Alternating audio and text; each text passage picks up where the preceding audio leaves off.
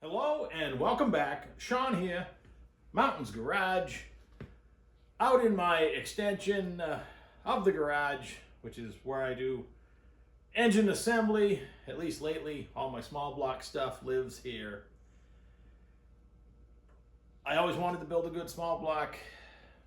Too many years ago now, I picked up this 377 engine project from my brother. He had it machined and packed away. I got all the pieces. We're talking too many years ago now. Let's call it 5 or 6. Anyway, that's a conservative estimate. A few summers ago, got it short blocked. Did videos about it. It's in my playlist. About a year ago, I put the heads on it. Measured for push rods, put the push rods on, adjusted the valve train, put the stud girdles on, and couldn't decide what intake manifold to run. I was on a tunnel ram kick. I picked up this one and the carburetors. One night I assembled the carburetors onto the manifold, set it on the engine. Now I have the intake ports plugged, I have the exhaust ports plugged. I set the manifold on it, covered it in a moving blanket. Actually, it's behind me, and here it's set, and I've checked on it several times. Mice, they're sneaky. I literally moved my engine crane a week ago, folded the legs up, put it in the corner, had to use it, put the leg back down, and acorns fell out. I do my best to keep them out of important things. If I could take something sacrificial and put it out in the woods and they'd go there and not bother my stuff, that'd be great. Unfortunately, when you have lots of boxes and stuff like that, I do my best to keep them out of the important stuff and to keep the rust off engines like this. My brother had it packed away. I got it. I lubricated it. It sat here a long time before I assembled it. Not a good atmosphere for a raw engine. When you assemble an engine, it needs to be test run, not necessarily to break it in. This has a roller cam. Sure, the rings might need to be broken in. That's important, but equally important is to get oil everywhere, all over the cast iron and everything that rotates, and then it won't rust. An engine can sit then for long periods of time. But you have to do that step, and I haven't achieved that step yet. I've pumped oil through it in a video, still got my gauge hooked to it. I literally walked away. You get caught up in other projects. And when I came in here this morning with my buddy Ken, we're talking about these particular heads and intake manifolds not fitting.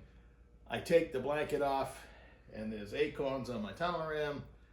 I did not plug the distributor hole, and there was a little bit down in the lifter valley. Didn't go anywhere else. I freaked out after he left, and I cleaned and looked at the magnet, with the light and magnets and you name it. No other debris, not that acorns are magnetic, but mirror, I meant to say mirror. I looked at a mirror everywhere. We're good, but I can't let it sit anymore. I have to finally make a manifold decision. This tunnel ram, I actually have 2 of these, but only one set of carbs like this. It belongs in the 421. This motor here should be single 4-barrel. It's a better suited, the camshaft's smaller, still got a hydraulic roller in it. 11-to-1 compression, 377. It'd be a good application for when the 377s were originally built. I understand they were more of a, believe it or not, a high RPM motor, big bore, shorter stroke, whatever. Single plane manifold probably get the nod. With these particular heads, I never found a dual plane that would even fit. When you set them on here, you can still see the top of the intake port. So, believe it or not, if you go on Amazon or whatever, look up a single plane manifold for small block Chevy. I have a used one and one still in the box. Let me show it to you. This is a used one I picked up somewhere. It's a copy of a really nice manifold. It's really high, long runners, which is only gonna maybe replace the torque that's missing because it's not a dual plane. It has water ports in the back, so you could plumb the back of the cylinders. That might be a good idea. This being a 400 block. The manifold poured high so it clears my ports. With a little bit of porting, just not even porting, just gasket matching. This used one or the new one would be a better fit looks wise on this engine. And I am tempted to use it. I don't see anything wrong with this manifold. They're like $120. So, not going to get the choice today. Let me show you what I'm going to use and why. This is an Edelbrock Victor Jr. A beautiful manifold. It is CNC gasket matched. It's not ported, but it's already matched to the Felpro gasket. The gaskets fit the head. For time concerned, if nothing else, this manifold's ready to go. It's slightly used, but hardly. And more importantly, I have confessed to watching a lot of dyno videos. This particular manifold will hold its own or beat other really competition, higher looking manifolds. Looks can be deceiving. This manifold has a proven track record, and with its design, I know for a fact, for instance, it even fits on a flat hood Nova. So it's not certainly as sexy and high and everything else, but it is the best choice, I think, today anyway, for this engine. Again, it's just a bunch of bolts. Should my desire change down the road. Speaking of bolts, every time I do, and through this whole small block engine build, I've come up against some really reoccurring common problems with not only small block Chevy, but others. What was once and could possibly still be the world's most popular engine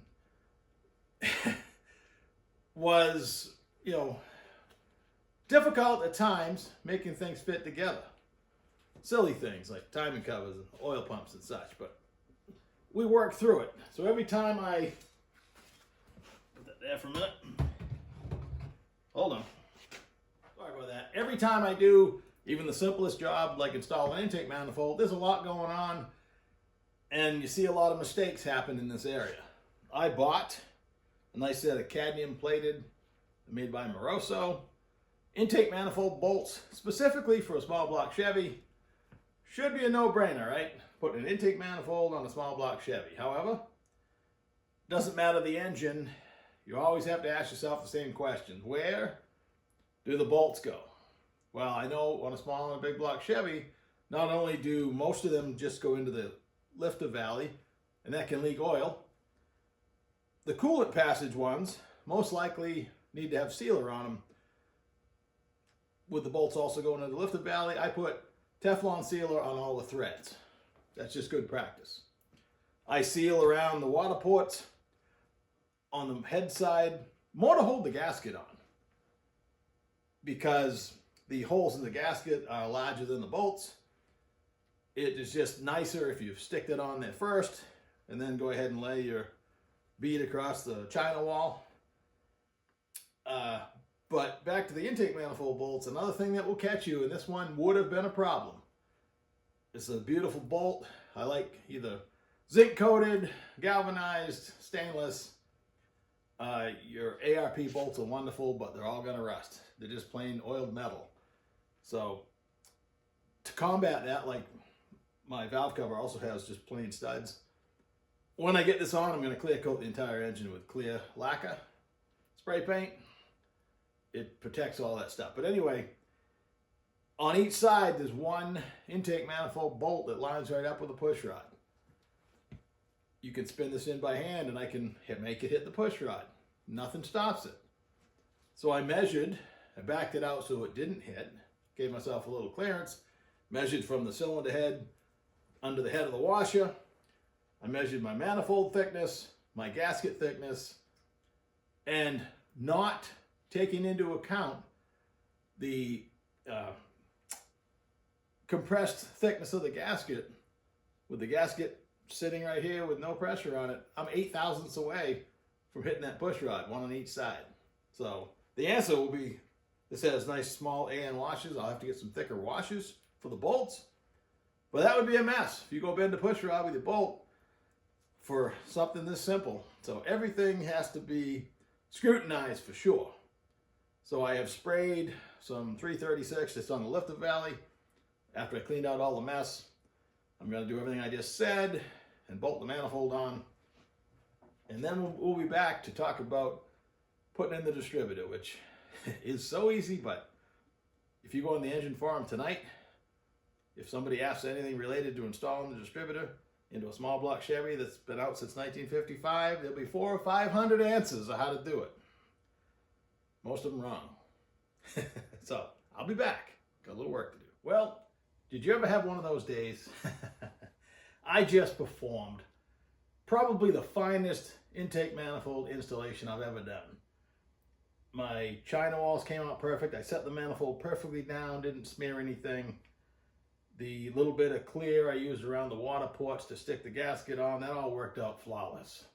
I had my hardware all figured out. I have a brand new tube of Teflon thread sealant for all the bolts. I buy a cheap rack of Harbor Freight sockets, 12 point, only for assembly, combined with a few cheap short wrenches. Piece of cake. I installed these longer than normal studs because I'm either going to have a small spacer, a nitrous plate, something. I don't like to sell myself short on carburetor studs because, you know, it doesn't look that dumb with these on there, and I have room to move it up, which I probably will. This 850 is just to plug the hole for now. And I started putting on other things, plugging each hole, when it occurred to me. If you look back at the beginning of this video, I was all proud of myself because I stuffed paper towels in all the intake ports and all the exhaust ports so mice couldn't get in there. Guess what? They were still in the cylinder head. Thank God it's a single plane manifold. And by the second or third one, I developed a little vibration technique. I wasn't even ripping the paper towel. Woo! Because the first thoughts, I don't have another set of intake gaskets right handy. I just did such a nice job putting it on. I was ready to cry. But fortunately, I pulled it out with, believe it or not, what's known as a Chinese finger, I believe. That worked out. I lied to you about the distributor install because, one, I have to find which one I want to use, and two, I have to make sure it has the correct gear to go with my roller camshaft, and that's just not going to happen today, so we'll have to get that in another video. After my heart went up and down, I'm ready to go take a break. The school bus is coming. I'm going to finish plugging these holes and get out of here. So enjoy your Friday night, and I'll talk to you soon.